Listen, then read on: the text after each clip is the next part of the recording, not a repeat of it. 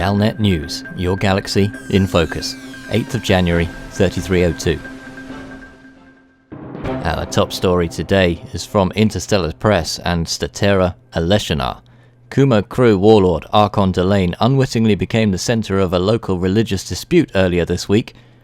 During their New Year conclave, a schism appeared within the priesthood of the ascetic faithful cult of Manavalo on the meaning of a prophecy that may involve the pirate chieftain.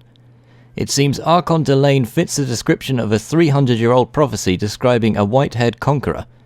A splinter group calling themselves the Truth Faithful Cult of Manavalo claims that it is Delane's destiny to convert all Kumo vessels into generational colony ships and lead them to a new home in the large Magellanic Cloud. This is counter to the orthodoxy promoted by the righteous faithful cult of Manavalo. They instead believe that the warlord will give away all his ill-gotten gains and become the new high priest of their pacifistic religion on Manavalo 1.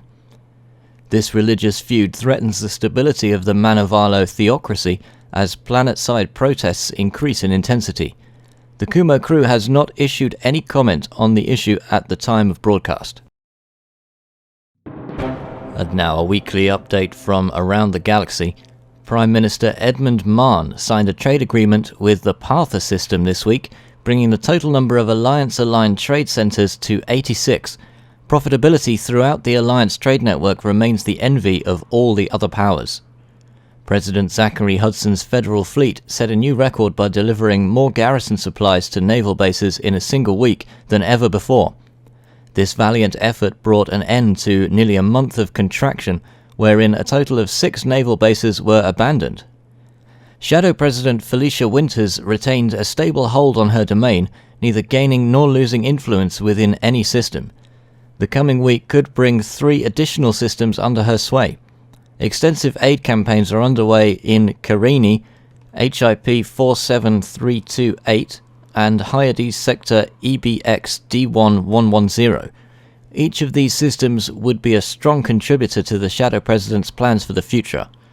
Emperor Arissa Lavini Duval had an uncommonly quiet week, allowing excess resources to carry over to this week. Several systems are currently vying for the security services offered by the Shield of Justice. Resources are limited, and the Shield of Justice may only be extended to 4 or 5 systems in the weeks to come. The Cartinas system is currently subject to Shield of Justice patrols. Princess Aisling Javal has long enjoyed relative peace in her domain, but systems occasionally leave her list of supporters. Such is the case this week with Ayen Palang, an imperial system known primarily for its agriculture and tourism. It is rumored that the system's leadership desires to return the institution of imperial slavery to prominence, contrary to Aisling's ethos, although Princess Aisling has yet to publicly comment on the situation. Sirius Governor CEO Lee Yong-ri was able to return Sirius to a state of solvency this week. A total of 6 systems were cut from the Sirius portfolio over the past 4 weeks, but now that Sirius is back in the black, it is likely that Lee Yong-ryu will attempt to re-establish relationships with some of these systems. Sim Guru Pranav Antal may have foreseen a day when utopian enclaves were established in 45 systems, but few outside the commune ever thought it possible. Against the odds, the once quiet commune now holds sway in 45 influential systems, enveloping nearly 113 billion inhabitants, a remarkable achievement for a fledgling power that emphasizes peaceful interaction. Senator Zemina Torval sold off controlling interests in Nerthus this week, allowing her enterprises to cover other liabilities and leaving some command capital for future investment. Shrewd investment will be required to keep Torval's business profitable.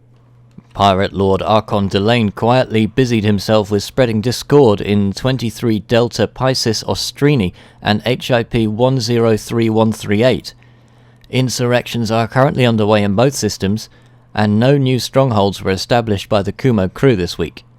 And finally, Senator Denton Patrius encountered record resistance this week, preventing his fleets from securing the Conti and Yankas systems. The senator's financial situation also took a turn for the worse, leading to turmoil in 6 control systems. If the economic situation in Patrius' territory doesn't improve, his fleets could lose their berths in Guguroro, HIP 13841, HIP 98211, Lao Z, LTT-47, and Shonzo. And this report was compiled by Commander Corrigendum. A report now from the Pleiades region by Commander Lord Zoltan. Dr. Arcannon, head of the Canonn Interstellar Research Group, has released a statement to the media. He said, "For the past 4 weeks we have been investigating a curious new commodity called meta-alloys. Many of my colleagues believe there is a link between this commodity and the unknown artifacts, as meta-alloys are linked to objects known colloquially as large barnacles, which have some artifact-like qualities. We have also been conducting a deep planetary survey of Merope, since the UA's point there, looking for anything out of the ordinary. So far, nothing has been found, but I'm now certain that there is a secret to uncover somewhere in the Pleiades, if not in Merope itself.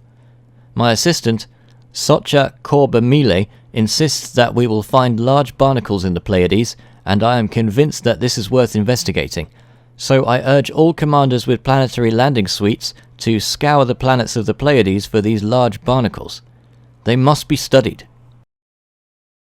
And now this report from the Interstellar Press, courtesy of Statera Eleshina.